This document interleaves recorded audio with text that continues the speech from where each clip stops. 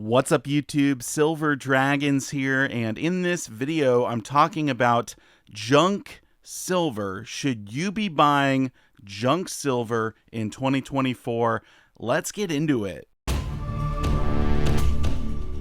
SD Bullion is giving away a monster box of 2024 Tree of Life silver coins. Sign up today at sdbullion.com/sweepstakes. Thank you so much for watching. I do sincerely appreciate it. If you want to learn more about investing in precious metals, or if you just want to watch awesome videos about gold and silver, make sure to subscribe to my YouTube channel. Okay, so should you be buying junk silver in the year 2024?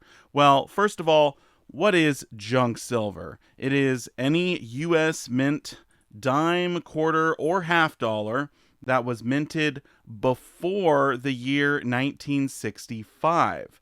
So in 1965, they stopped making these coins out of silver and they started making them out of copper with a nickel coating. We call them clad coins. So all of the coins before that, they are considered junk silver coins. Some people call them 90% silver coins. Others will call them constitutional silver. But for the most part, when you say junk silver, people know what you're talking about. Now, it's not a derogatory term. It just means that they're not pure silver. 90% silver, 10% copper. It's all melted together in an alloy. And the reason they did that was to make these coins stronger, more resistant to wear. If these were made out of pure silver, then they would have wore down much faster and not been a very good coin. So anyway, that's kind of what junk silver is. Now, should you be buying it in 2024? Well, it depends on your strategy as a stacker. If your goal is just to accumulate as much silver as you possibly can, and you're more concerned with price exposure to silver, then maybe junk silver is not for you, because this stuff can actually be a little bit premium from time to time. You may have to pay a little bit over spot for junk silver as compared to other silver items. For example, silver rounds, silver bars. These are considered generic silver, and you can typically get them a little bit cheaper than you can junk silver.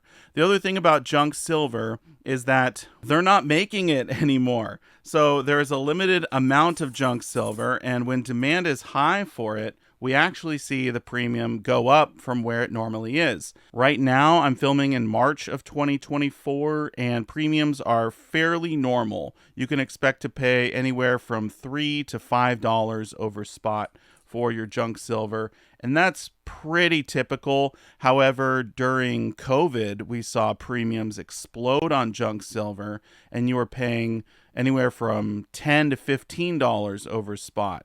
So because there's a limited amount of this available, premiums can explode when there's not very much being sold on the marketplace, because for the bullion dealers out there, the only way for them to get more of this is for people to sell it back to them.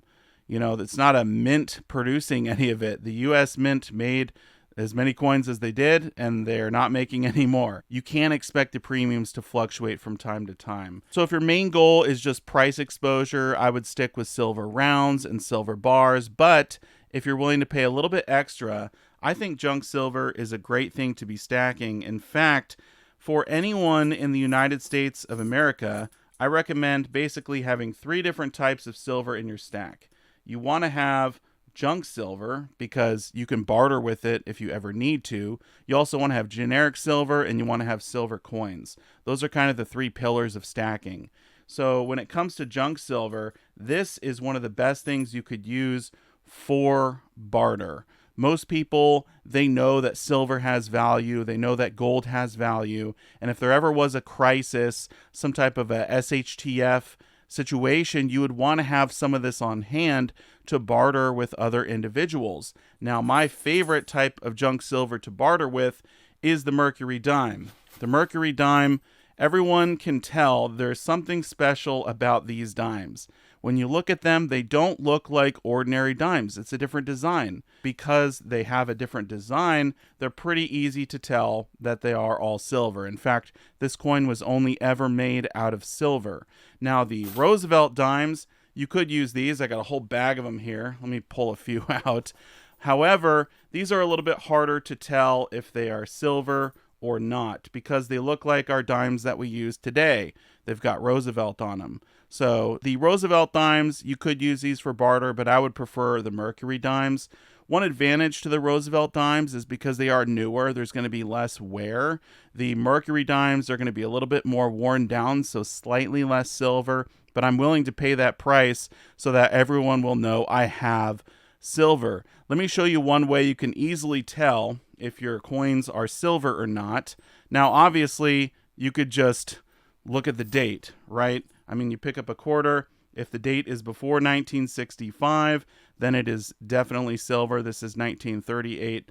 That's obviously silver. Or you could look at the edge. When you look at the edge of your junk silver coins, you'll see it's just one color. It's all silver. However, on modern coins, here's some quarters, you can see there's two colors, sort of a reddish brown and then a silvery color. That's the copper with the nickel plating. So modern coins look like this, silver coins look like this. That's an easy way to tell the difference. But when it comes to wear, there's one other thing I wanted to point out. The older silver coins, they are going to wear down a little bit. And one easy way for me to show you that is actually with these half dollars. So each one of these tubes has the same amount of half dollars in it. This one is the Kennedy's. And the Kennedy half dollar was only made out of 90% silver 1 year, and that was 1964. So this is full of 64 Kennedy halves. This is full of the older Walking Liberty halves. And check out the difference in the height. I mean, you can clearly see it, but this one, when I shake it, it's totally full. The cap is on there tight. This one, when I shake it, they're loose in there, because the coins have been used more, they've been worn down more. So that's just something to think about when you're buying junk silver. Some people like the newer stuff, some people like the older stuff because it's more collectible, etc. So you can kind of pick and choose what you like. I like a mixture of both, like to have some of the old, some of the new, and that way if I need to barter with them, I can do so, or if I want to just collect them or pass them down to my kids, I can do that as well. Let's talk about storage. Junk silver coins are one of the easiest things to store. You can simply get some plastic bins, throw a desiccant in there so that your coins don't tarnish, they won't turn black. This will keep the humidity out.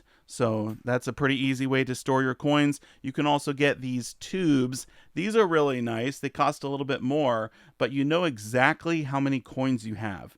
You don't need to sort them and count them. You just look at the tubes. You know how many coins are in each tube. That's an easy way. These are called guardhouse boxes. I love storing my junk silver that way. Or you can just store them in the canvas bags. That's an option. A lot of people do that. When you buy junk silver, it will come in canvas bags a lot of the time. The advantage is it's easy to store, easy to move. And if you seal your bag, you'll know how much is in there. Sometimes people will write with a Sharpie how many dollars face value there is in the bag. So that's an easy way to know how much you have. Obviously, if you break the seal, most people just use a zip tie, then there'll be a different amount in there. But that is one option as well. Junk silver is just one of those types of silver which will have multiple uses. And by the way, the reason I like the dimes better than the quarters and the half dollars is because they are smaller. You can make smaller transactions with the silver dimes. It takes 14 silver dimes to get to 1 troy ounce of silver. Now, I know they're 90% silver, 10% copper. Some are more worn down than others, but generally that is the accepted standard. 14 silver dimes for 1 ounce of silver. That being said, you could combine them with other things to get to an ounce. For example, let's say you had 4 silver quarters and 4 silver dimes. That's going to be 1 ounce as well. Did I do that right? I think I need one more time. There you go. That is also 1 ounce of silver. Or we could take away 2 of these quarters. We could put in a half dollar.